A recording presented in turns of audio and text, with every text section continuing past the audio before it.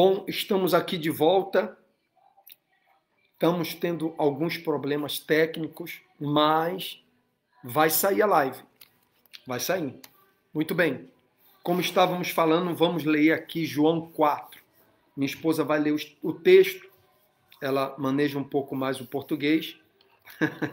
Então ela vai ler aqui para a gente e vamos depois estar comentando que tem a ver isso nos dias de hoje. Está bem? Então, João 4, a partir do versículo 1. Tá? Boa tarde a todos. Vamos ler juntos, então.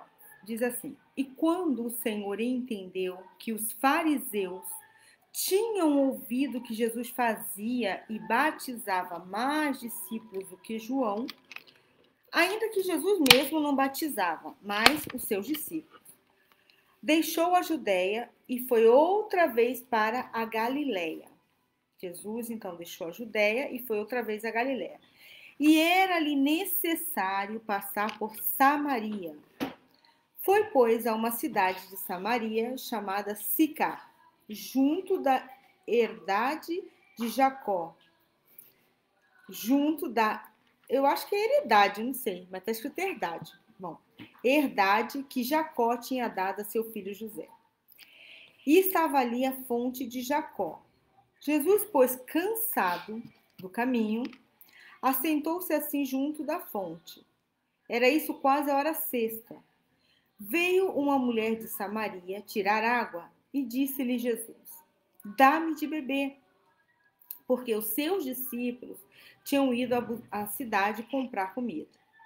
Disse-lhe, pois, a mulher samaritana: Como sendo tu judeu, me pedes de beber a mim, que sou mulher samaritana? Porque os judeus não se comunicam com os samaritanos. Jesus respondeu e disse-lhe: Se tu conheceras o dom de Deus, e quem é o que te diz, dá-me de beber, tu lhe pedirias, e ele te daria água viva. Disse-lhe a mulher: Senhor, tu não tens com que atirar, e o poço é fundo. Onde, pois, tens a água viva? És tu maior do que o nosso pai Jacó, que nos deu o poço, bebendo ele próprio dele, seus filhos e o seu gado? Jesus respondeu-lhe e disse-lhe: Qualquer que beber desta água tornará a ter sede, mas aquele que beber da água que eu lhe der nunca terá sede, porque a água que eu lhe der se fará nele uma fonte de água que salte para a vida eterna. Disse-lhe a mulher: Senhor, dá-me desta água, para que não mais tenha sede e não venha aqui tirá-la. Disse-lhe Jesus: Vai, chama o teu marido e vem cá. A mulher respondeu e disse: Não tenho marido. Disse-lhe Jesus: Disseste bem, não tenho marido, porque tivesse 5 maridos, e o que agora tens não é teu. Isso disseste com verdade. Disse-lhe a mulher: Senhor, vejo que és profeta. Nossos pais adoraram neste monte, e vós dizeis que é em Jerusalém o lugar onde se deve adorar. Disse-lhe Jesus: Mulher, crê-me, que a hora vem em que nem neste monte, nem em Jerusalém adorareis o Pai. Vós adorais o que não sabeis, nós adoramos o que sabemos, porque a salvação vem dos judeus. Mas a hora vem, e agora é, em que os verdadeiros adoradores adorarão o Pai em espírito e em verdade, porque o Pai procura a tais que assim o adorem. Muito bem. Então, tem muitas coisas para falar sobre a história, esse encontro de Jesus com a mulher samaritana. Tem muitas coisas. Mas vamos ressaltar o versículo 21, aonde Jesus fala: Mulher, crê-me que a hora vem, né, em que nem neste monte, nem em Jerusalém adorarão ao Pai. Mas a hora vem, e agora é, em que os verdadeiros adoradores adorarão o Pai em espírito e em verdade. Porque o Pai procura a tais que assim o adorem. Que maravilha! Esta palavra é libertadora. Esta palavra é restauradora. Esta palavra é realmente, sabe, uma das palavras que os religiosos, os líderes religiosos, têm raiva dela. Tem raiva. Nunca ressalta essa palavra, porque não convém para muitos falar esta palavra. Muitos não convém, porque Jesus falou, veja bem, os judeus adoravam a Deus em Jerusalém, porque ali estava o templo que Herodes tinha construído, não era nem o templo de Salomão, porque o templo de Salomão já havia sido destruído há muito tempo atrás.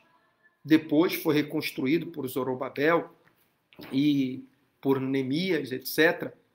Mas depois veio Herodes e ampliou o templo. Fez uma ampliação muito grande, o templo ficou muito maior do que era. E eles adoravam a Deus ali, levavam seus sacrifícios, suas ofertas, seus dízimos, tudo ali. E os samaritanos, que era a outra metade, ou melhor, as 10 tribos de Israel, que quando se dividiram, Judá e Israel, ficaram 2 nações, as 10 tribos foram se misturando com os gentis, com outros povos, e praticamente desapareceram os verdadeiros israelitas. Por isso eles chamavam de samaritanos, não chamavam israelenses, não chamavam judeus, chamavam samaritanos, porque eles criam em Deus, mas também tinham outras crenças. Criam, por exemplo, era muito comum a adoração ao touro da prosperidade, ao touro, ao culto do touro da prosperidade. E outros cultos mais. Mas também criam em Deus. É como as pessoas, elas creem em Deus, mas creem também na macumba, muita gente, né? Creem em Deus, mas creem em simpatias. Creem em Deus, mas creem nos horóscopos. Creem em Deus, mas rezam para um santo A, um santo B. Creem em Deus, mas precisa de amuletos, precisa de objetos. Assim eram os samaritanos. É muito forte isso aí, porque aqueles samaritanos se haviam desvirtuado, né, a fé verdadeira e estavam misturados com muitas crenças, mas criam em Deus. Claro. O que passa é que tanto os samaritanos como os judeus vieram da descendência de Abraão. Então, todos eles sabiam sobre o Deus vivo, sabiam sobre o Deus que cria Abraão, Isaac e Jacó. Ambos eram descendentes, né? Então, todas essas tribos, que eram os 12 filhos de Jacó, todos eles seguiam aquela lei de Moisés, né? Eles seguiam todas essas leis, mas em um determinado momento se dividiram. Então ficaram 2 tribos com Judá, que era Judá e Levi, que esses mantinham ali aquela lei. Só que as outras tribos, elas acabaram se misturando realmente, os sírios, né, que dominaram a eles. Então a capital ali, que era Samaria, eles foram ali se desenvolvendo. E obviamente, por terem uma mistura com outros povos, eles acabavam, ainda que crendo no Deus de Abraão, também praticando outras coisas. Razão essa de que os judeus aborreciam, né? Sabe, ficavam chateados. Não queriam nem conversa com os samaritanos. Então, Jesus, cada um defendia a sua fé, não? A gente busca a Deus no Monte Gerizim, porque lá é o Monte da Bênção, onde Moisés falou que aqui é o Monte da Bênção. Então a gente vai buscar Deus aqui. Já os judeus vão buscar aqui em Jerusalém, porque aqui está o templo, foi o lugar onde Abraão levou Isaac para ser sacrificado. Foi aqui que Davi sacrificou na era de Araúna e as pragas cessaram. Então vai ser aqui, esse lugar é santo. Então cada um defendia o seu lugar sagrado. Jesus chega e fala, olha, não vai ser nem aqui nem ali. nem aqui nem ali. Porque o Pai não está buscando esse tipo de adoração, aonde a pessoa fica fixa em um lugar. A pessoa fica dependendo de um lugar para adorar a Deus, para buscar a Deus. Não! Porque o Pai busca adoradores que adorem em espírito e em verdade. Ou seja, em espírito, em qualquer lugar você pode buscar a Deus. Você pode buscar a Deus na sua casa, você pode buscar a Deus no seu trabalho, você pode entrar num quarto, como Jesus fala, que quando você vai orar, entra no teu quarto, creio que é Mateus 5, entra no teu quarto, fala com o Pai em secreto, em segredo, né? E o Pai o responderá em público. Ou seja, Jesus está mostrando que o Pai, para ele responder, ele não precisa que você esteja aqui ou ali, mas que você o invoque em espírito e em verdade. E a verdade é que, às vezes, a pessoa ela pode até estar dentro de um local que é apropriado, digamos assim, que foi um lugar que é separado para oração, um lugar que seja separado para adoração, e ela não está em espírito. Exatamente. Às vezes a pessoa está ali e ela sai igual, ou até mesmo ela sai mais confundida. Porque ali é um lugar de buscar a Deus, mas o que na verdade se está buscando são coisas que não têm nada a ver com Deus. Ou então se está predicando um outro tipo de evangelho. Não se está pregando o verdadeiro evangelho nesse lugar. Então, Jesus veio e falou, olha, nem aqui nem ali. Porque o Pai está buscando os adoradores que adoram em espírito e em verdade. Ou seja, Jesus anulou essa coisa da pessoa ficar dependendo de um lugar. Tanto é que depois o templo foi destruído no ano 70 depois de Cristo, ou no ano 70 da era dos cristãos, na era de Cristo, e também o povo de Samaria também foi destruído. Aquele lugar até mudou de nome, até hoje se conhece aquela zona onde foi de Israel, foi uma nação poderosa, até hoje se conhece como o território palestino, a região palestina. Todo aquele lugar era dos judeus. Todo, não era somente um pedacinho, era um grande. E todos foram despojados daquelas terras. E vieram outros conquistadores e mudaram de mão, mudaram segundo o império, ia mudando, iam sendo conquistado por um, sendo conquistado por outro, foi passando de mão em mão. Enfim, se a pessoa ela depende de um lugar, então chega o dia e ela está doente e ela não pode ir na igreja, não pode ir em um lugar santo, então ela se sente mal. Eu não fui na igreja hoje. Porque ela crê que para buscar a Deus, ela tem que ir a um lugar. Ela então, por exemplo, tem que fazer uma viagem, ela fala, eu vou ficar mal, porque eu não vou ir naquele lugar buscar a Deus, eu vou me esfriar. Ou então ela tem um trabalho, uma oportunidade de trabalho, naquela cidade não tem a religião dela, não tem um templo da religião dela.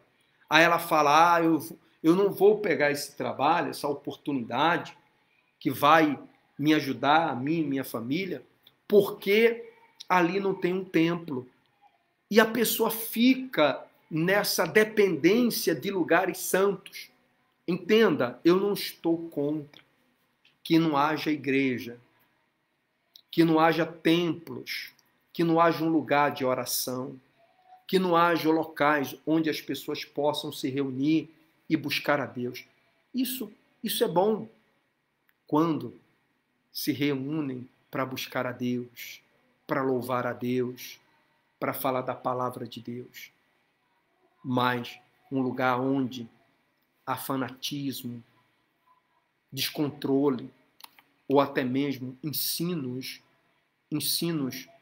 que não tem nada a ver com a palavra de Deus, que só leva a pessoa a estar mais ansioso por seus problemas, e ela fica tão ansiosa para resolver seus problemas, que ela é capaz de vender tudo e dá de oferta com a esperança de que eu dando tudo, Deus vai me curar, Deus vai me libertar, Deus vai me prosperar. Mas por que ela faz isso? Porque ela está ansiosa. Ela está ansiosa para resolver os seus problemas. E essa ansiedade, no lugar de ter sido aplacada, num lugar de oração, ela foi fomentada. Ela foi fomentada. A ansiedade é um mal que leva a pessoa a fazer loucura. A pessoa, quando está ansiosa, ela é capaz de fazer, ela fica vulnerável. Vulnerável a propostas, vulneráveis a promessas. Ela fica crendo em promessas que às vezes não tem garantia nenhuma que isso vai se cumprir, mas porque ela está ansiosa, ela está vulnerável.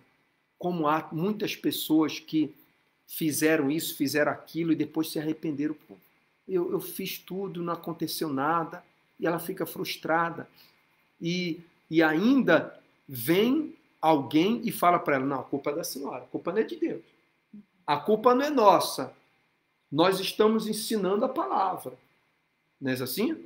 Nós estamos ensinando a palavra. Se a senhora não crê, é outra coisa. Ah, mas eu fiz. Ah, mas a senhora fez sem fé. Alguma coisa a senhora fez mal.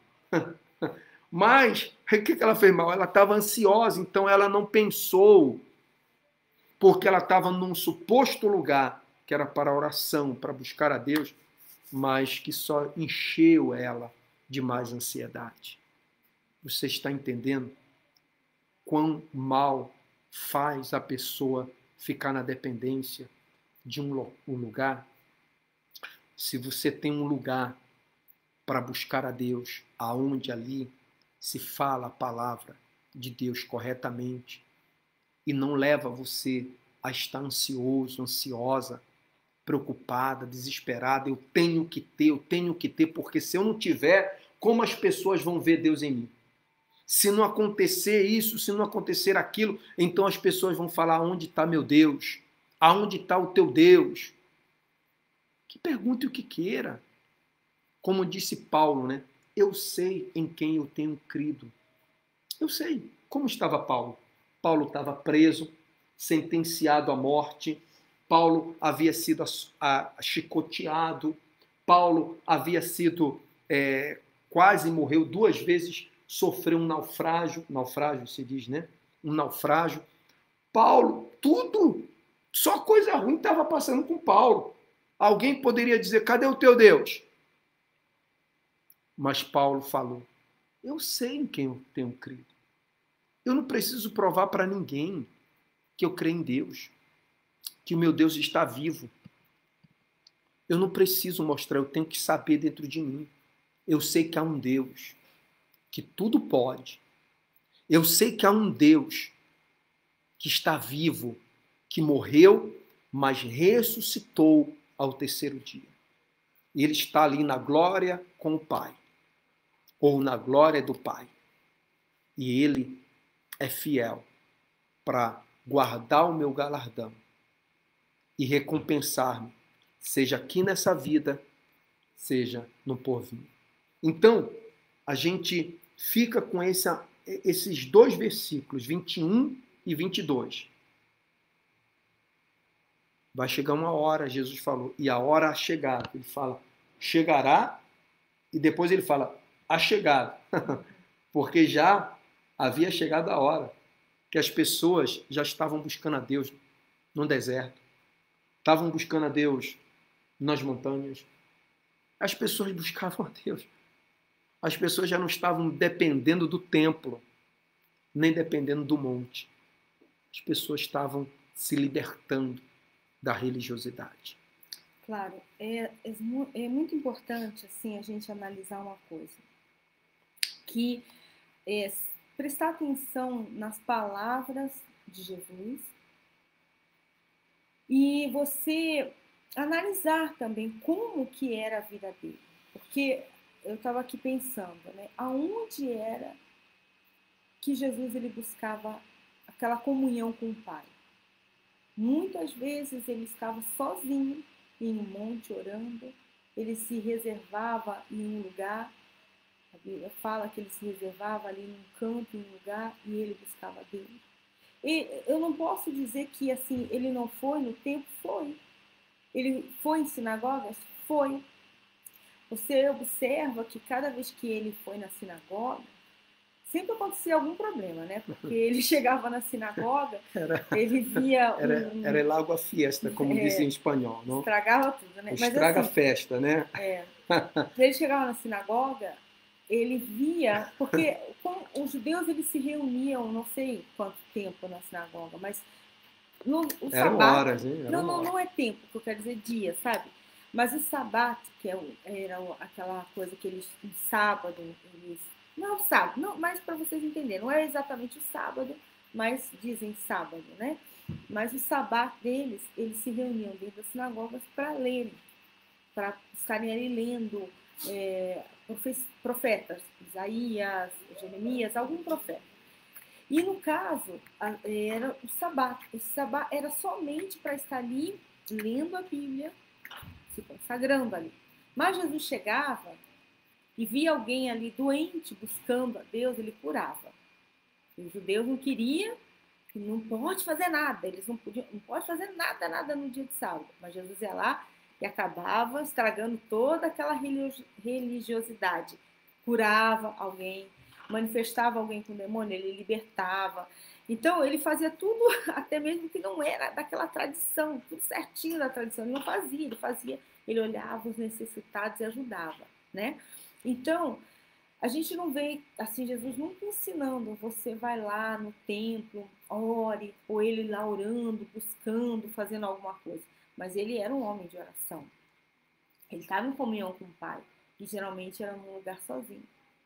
E ele, não é que isso diz que você não deve de ir a uma igreja, mas o que nós observamos é que, por exemplo, as pessoas acabam dando mais importância à igreja, ao que os seus líderes evangélicos falam, que propriamente dito a palavra de Deus. Então, agora veio a época da epidemia, e teve uma época que se fecharam todas as portas das igrejas. E muitas pessoas iam para as portas das igrejas chorarem, abraçarem a parede e chorarem porque queriam estar ali no altar, porque acreditavam elas que elas tinham que estar perto do altar para buscar a Deus. O altar construído de pedras para se pregar, o pastor ficar ali mais alto que as pessoas e pregar, elas acreditavam que Deus estava ali. Então entrou um desespero nas pessoas, sim, porque elas não tinham aprendido de que mesmo dentro da sua casa elas poderiam manter uma comunhão com Deus. Então, por exemplo, você falava assim, né, que tem pessoas que não aceitam o trabalho longe porque ela tem medo de que já lá não vai ter igreja e eu vou me afastar. Só que aí talvez a pessoa está assistindo e está falando assim, mas eu vi realmente pessoas que foram trabalhar longe, assim, de que não tinha uma igreja lá, e elas se perderam. Mas elas se perderam, sabe por quê? Porque elas nunca aprenderam a ter a sua comunhão com Deus. Elas tinham comunhão com a igreja. Então ela ora quando é o momento da oração na igreja. Ela lê a Bíblia quando é o momento da leitura de alguma passagem bíblica na igreja. Mas ela não tem essa comunhão com Deus. Então é por isso que, se ela se afasta de um local assim, de um local de oração, ela se afasta de Deus. Porque ela só consegue estar perto de Deus se alguém está pegando ela ali pela mão e falando, ó, fale assim com Deus, ore assim, ora agora, fale com Deus. Aí ela faz. Mas se ninguém disser, ela não ora. Então ela não busca, não está buscando em espírito e em verdade, né? Nós fomos ensinados a que, por menos, eu me lembro quando eu me converti a Jesus e alguém me falou assim, você tem que vir por menos 3 vezes por semana na igreja. Por menos. Senão você vai se esfriar e você vai se perder.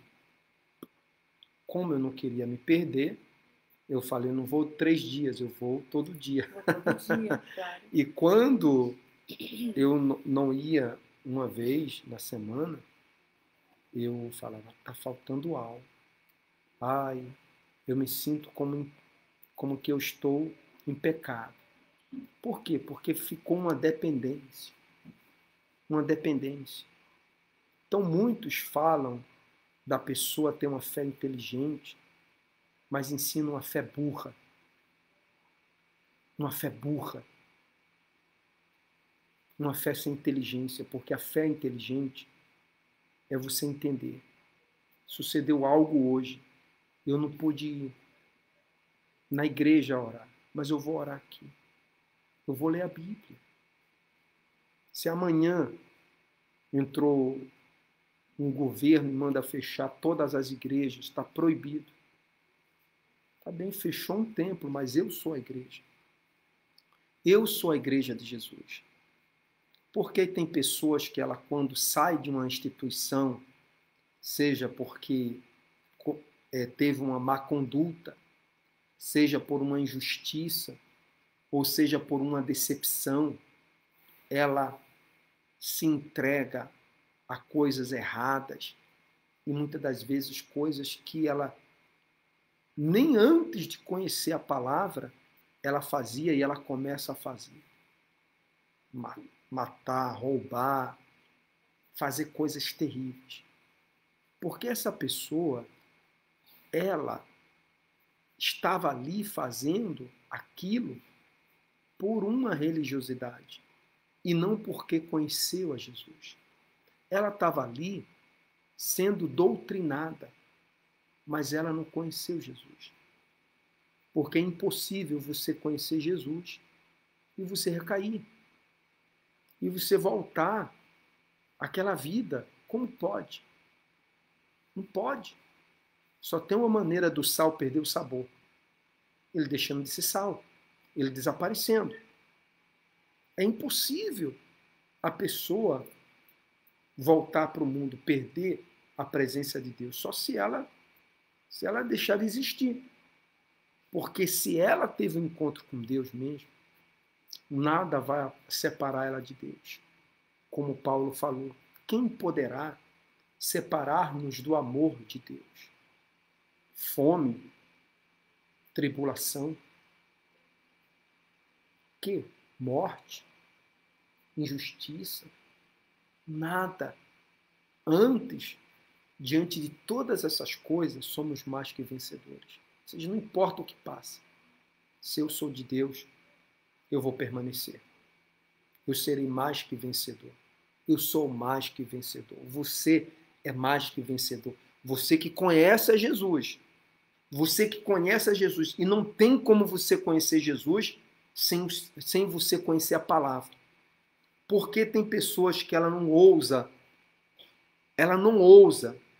pastores, bispos, obreiros, membros, não ousam falar comigo da palavra. Por quê?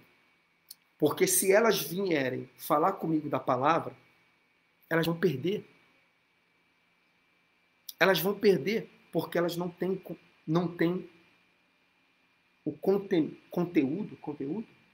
Ela não tem o conteúdo da palavra de Deus, porque o que ela conhece de Deus foi uma emoção. Ela sentiu emoção e, em base dessa emoção, ela está seguindo. Ela está seguindo, tentando fazer isso, eu vou fazer isso, eu faço aquilo outro, por causa dessa emoção. Mas não porque ela conhece a Deus. Ela não conhece a Deus. Eu não falo sobre isso com soberbia. Não. Eu falo isso com temor a Deus. Porque muitas pessoas dizem conhecer a Deus, mas não conhecem os atributos de Deus. Ela não sabe que é atributos de Deus. Ela não sabe dos atributos de Deus. Ela não conhece quem é Deus. Ela não sabe que esse Deus tem um plano para ela desde antes da fundação do mundo. Ela não sabe que esse Deus quer dar muito mais que anos bons para ela. Que Deus quer dar para ela a eternidade. Porque a vida nesse mundo é curta. É curta. A pessoa vive 100 anos. Não é nada. ela vai morrer. E há uma eternidade. Ela desconhece isso. Ela fala que sabe, mas ela não sabe. Porque se ela soubesse, então ela teria temor de Deus. Ela não falaria as besteiras que ela fala. Ela não faria as besteiras que ela faz. Ela não iria a lugares que ela vai. Ela não olharia o que ela não tem que olhar. Ela não pegaria o que ela não tem que pegar. Porque ela conhece a Deus. Ela sabe quem é Deus. Ela nasceu de novo. Ela realmente foi regenerada. E isso é possível não pela força do braço. Isso é possível quando a pessoa se humilha, a pessoa o busca de todo o coração e confia na sua misericórdia, na sua bondade. Porque Deus é bom. Só é um que é bom. Deus. Alguém falou, bom maestro, que farei para herdar a vida eterna? E o Senhor Jesus falou, por que me chama bom? Você me considera Deus, em outras palavras? Porque só um que é bom, é Deus. Eu só posso ser bom se você me vê como Deus. Em outras palavras, Jesus estava falando. Só um. Todos os homens pecaram e foram destituídos da glória de Deus.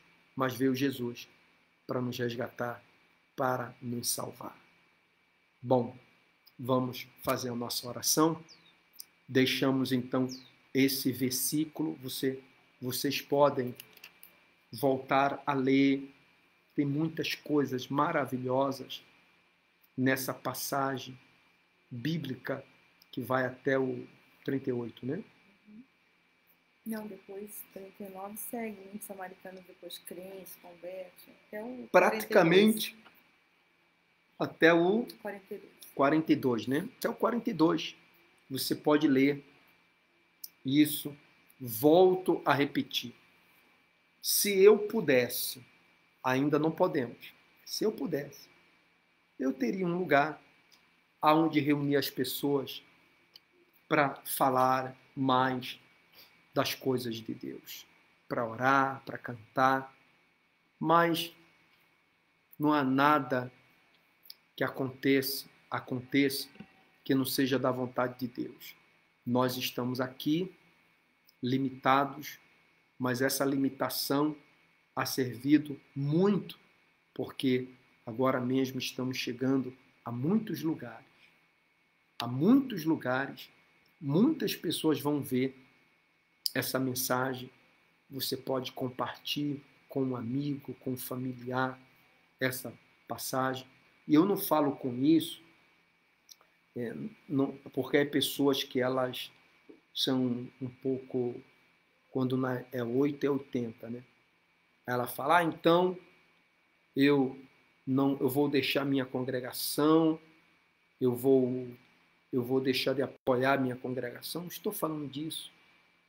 Se a sua congregação, ali há um homem de Deus verdadeiro, onde ensina a palavra de Deus como tal, e ele realmente dá o sustento para você, adiante. Siga congregando. Mas não siga como que a igreja, instituição, é o caminho. É o caminho. A instituição, o local, as quatro paredes, é o lugar da habitação de Deus. Que ali é o lugar, é o único lugar aonde você pode buscar a Deus. Quando eu leio isso aqui da mulher samaritana perguntando para o Senhor Jesus, Senhor, sabe, nós adoramos a Deus aqui, porque foi ensinado para a gente que o monte, como chama esse monte? Gerizim, é o monte da bênção. É o monte que nós temos que adorar. Mas os judeus adoram lá em Jerusalém. O que ela queria dizer com isso? Ela estava criticando? Não, ela queria fazer algo que agradasse a Deus. Então aquela mulher, ela tinha assim uma preocupação. Será que eu estou buscando no lugar certo?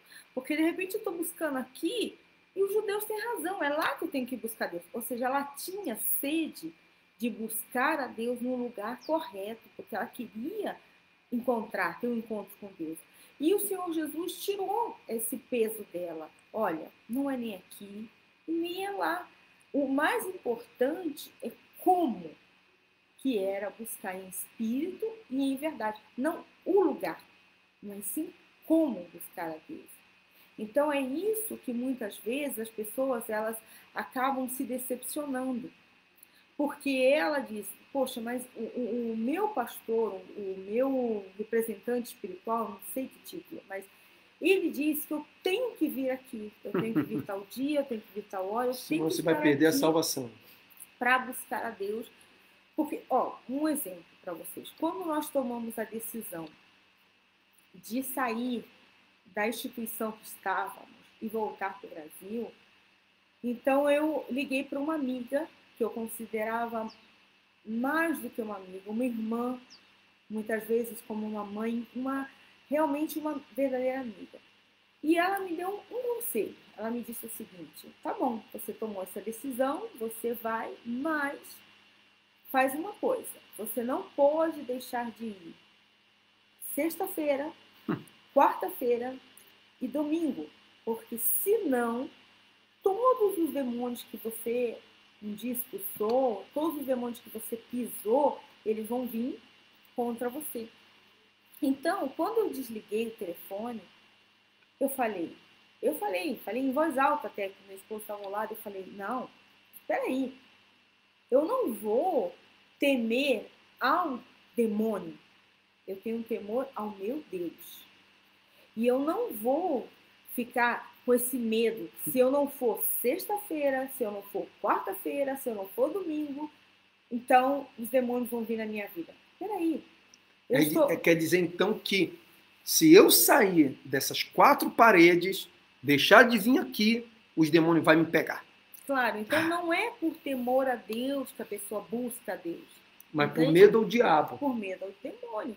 Agora, e ela suporta, às vezes, injustiça, vê erros cabeludos, como dizem aqui no Brasil, né? Erros de má conduta, de corrupção, de enriquecimento ilícito, de mau uso de ofertas. Ela vê tudo isso e tem que ficar caladinha, suportando, porque se ela sair daí, os demônios vão pegar ela.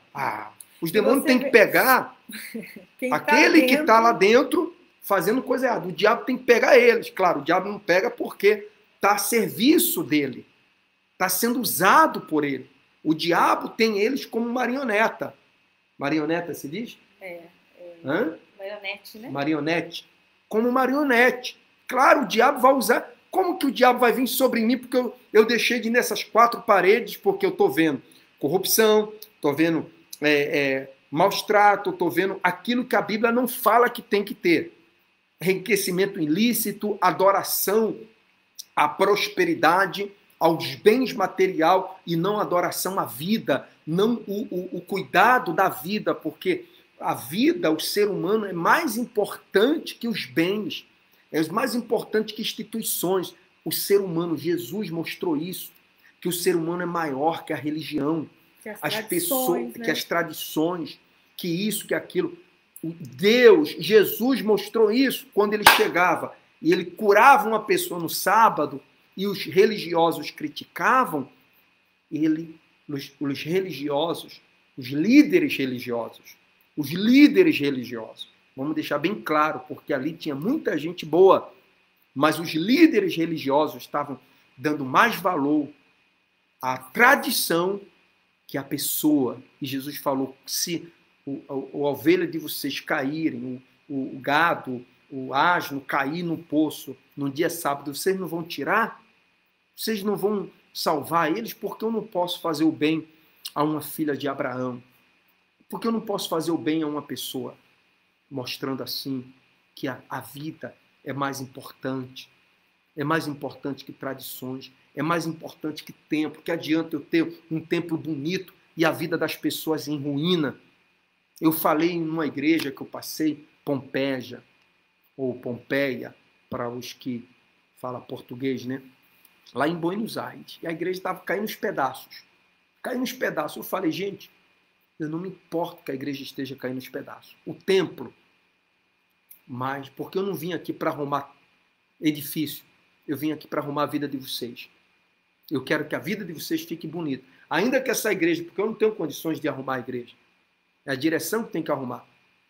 Mas eu estou aqui para levar vocês a Deus. E esse espírito eu sigo tendo. Eu sigo tendo esse espírito. Eu sigo tendo esse espírito. E com esse espírito que a gente vai, com esse propósito da igreja no seu lar. De mudar a sua vida. Mas como mudar? Mudando a sua mente. E fazendo você ficar dependente da palavra de Deus. Não de um líder religioso. O nosso pastor é o Senhor Jesus. Ele é o nosso pastor. Mas muitas vezes a pessoa, ela fica confundida exatamente por isso. Porque vem um e fala uma coisa, vem outro e fala outra. Fala, poxa, eu não sei a quem ouvir. Ouve Jesus. Leia a Bíblia. Leia o que o Senhor Jesus falou. Porque muitas vezes não se é lido e nem lido o que Jesus ensinou e nem lido o que ele fazia. Né? Uma das coisas que o pastor Oswaldo escreveu aqui, que ele não conseguimos colocar ele na live, não sei porquê, né? Mas ele falou assim, olha, com o sacrifício de Jesus e a sua morte, deu acesso livre à presença de Deus. Foi rasgado o véu que impediu o acesso. Então é isso. Dentro do templo existem rituais. Dentro da igreja existe, por exemplo, como essa minha amiga, você vai quarta, sexta e domingo. E se eu fosse terça e quinta? Então, terça e quinta não podia. É então só... fecha.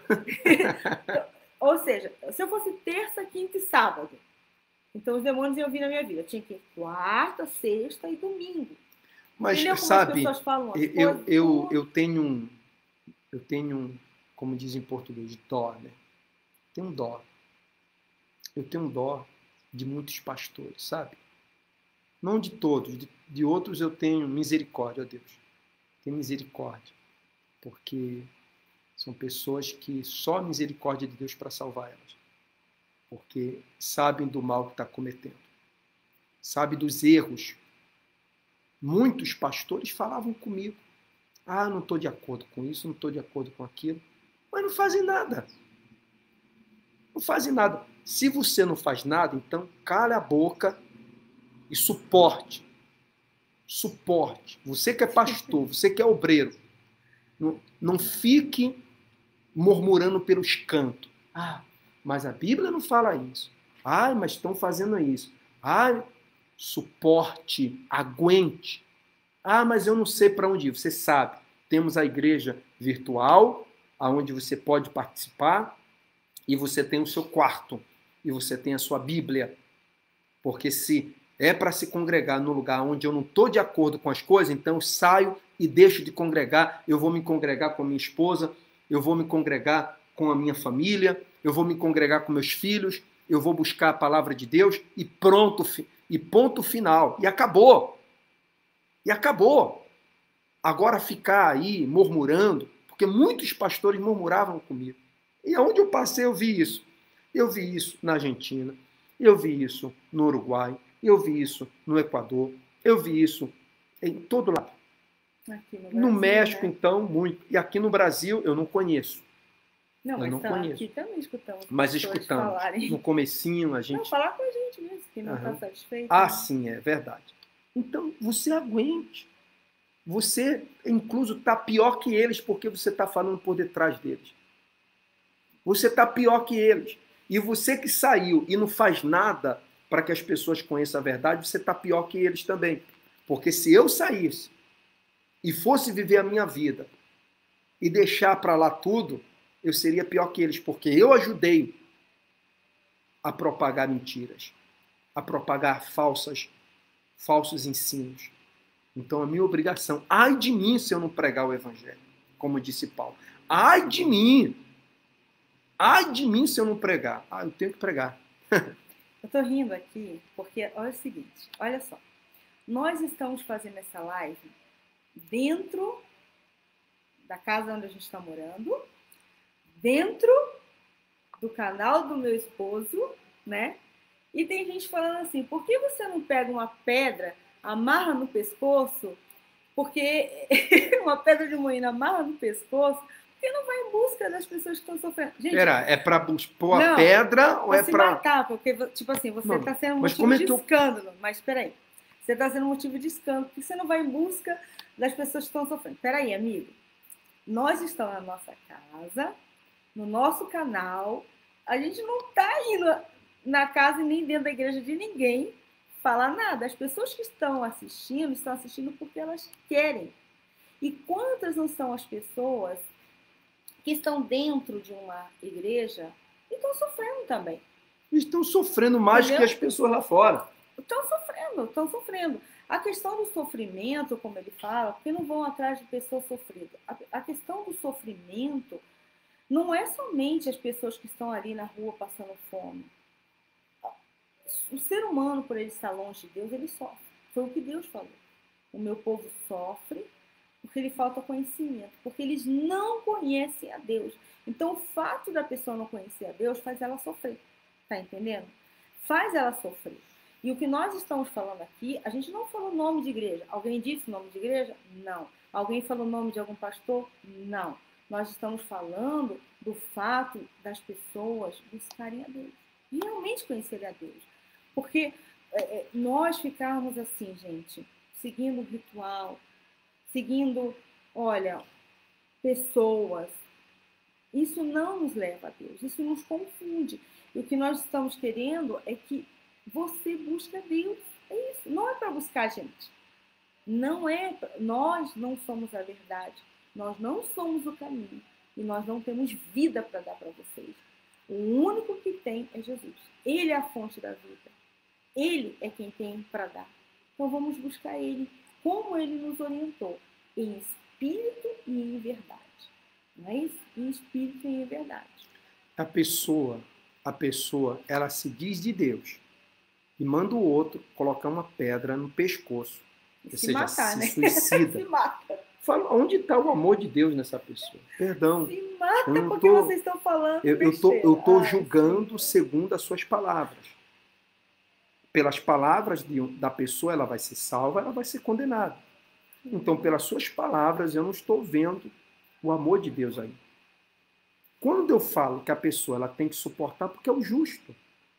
Porque ela não deve ficar falando por detrás das costas de ninguém. Jesus ela tem que ser também, né? Sim ou não. Sim ou não. Não adianta, ou então dar essa desculpa, não. Porque assim que gostam os falsos profetas. A obra de Deus. Mas os homens são falhos. Então a gente tem que olhar para Deus. Deixa os homens meter o pé na jaca. Assim se diz? Meter o pé na jaca? É assim? Meteu o pé na jaca, ele vai prestar conta com Deus, estou cumprindo, eu faço a minha parte. Ou seja, eu estou sendo conveniente.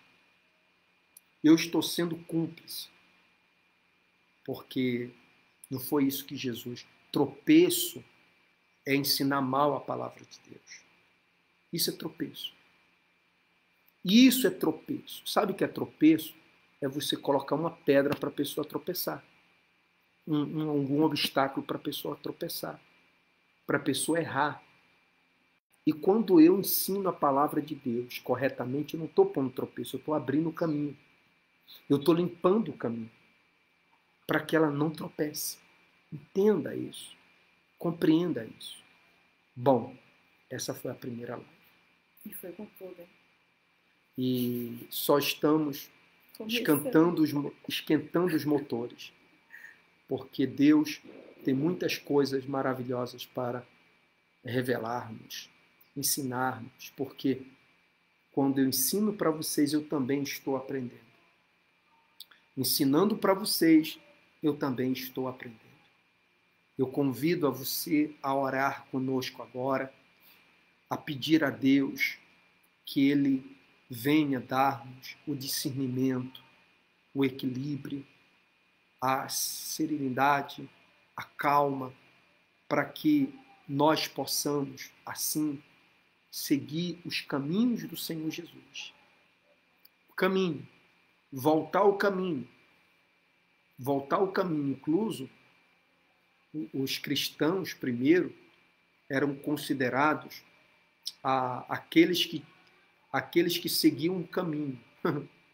Era os crentes do caminho, do novo caminho. E é verdade, Jesus é o novo caminho. Vamos voltar para o novo caminho.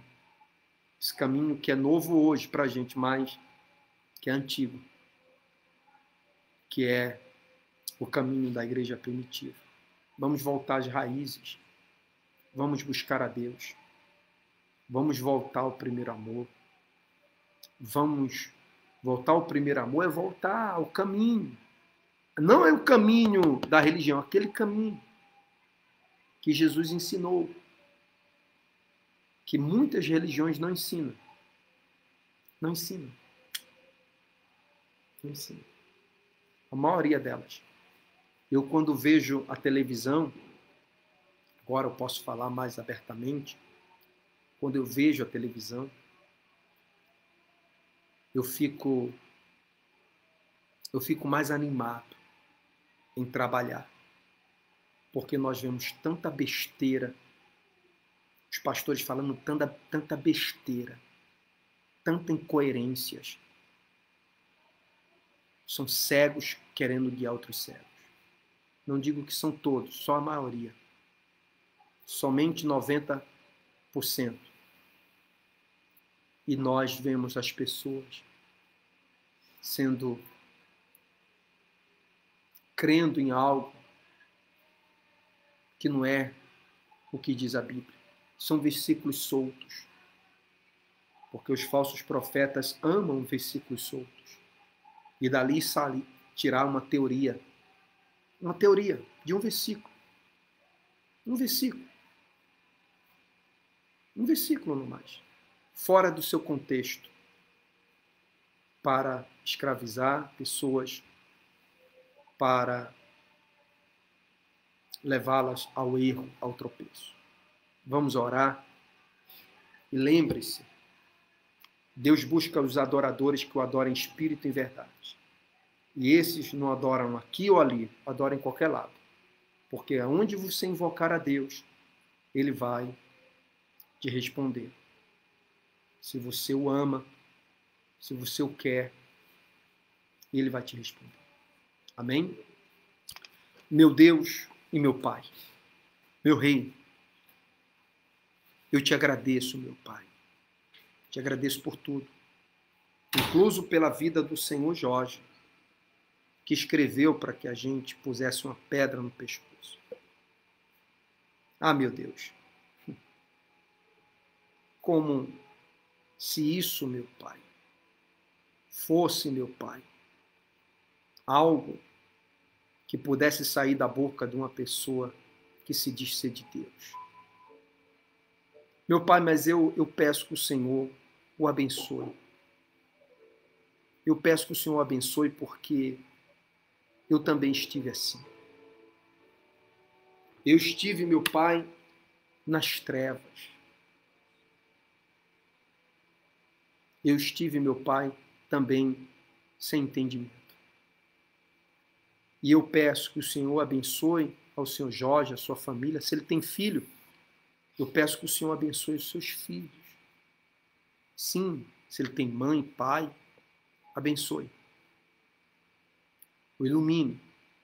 E não só ele, mas todos aqueles, meu Pai, que desejam mal para a gente. E eu não faço isso para me vitimar ou para chamar atenção para mim. O Senhor sabe, meu Pai. O Senhor me conhece. O Senhor sabe que nós não escolhemos o caminho fácil.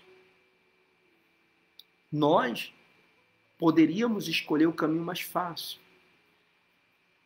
Ficar calados, tocar nossa vida. Ou então, meu Pai, continuar onde estávamos, com um bom carro, uma boa casa, comendo boas comidas.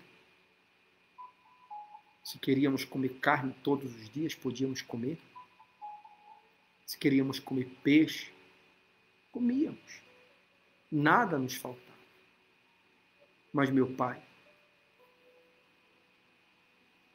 a verdade, meu Pai, que é a tua palavra.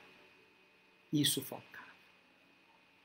Não faltava a palavra, mas faltava a palavra verdadeira. Por isso nós estamos aqui, meu Pai.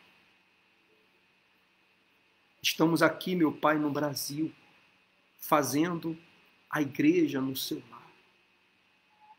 E queremos, meu Pai, te pedir que o Senhor, meu Deus, venha ter misericórdia de todos nós.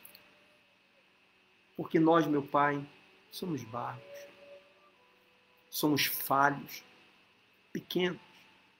Como diz aquela canção, sou tão pequeno, sou tão insignificante. Dependo 100% de Ti, meu Pai. Se o Senhor, meu Deus, não nos ajudar, nada podemos. Nada. Se o Senhor não nos fortalecer, nada podemos. O Senhor é a nossa rocha, a nossa salvação. Eu te busco, meu Pai. Essa pessoa também te busca, meu amigo, minha amiga. Aí no seu quarto, na sala, no comedor, no banheiro,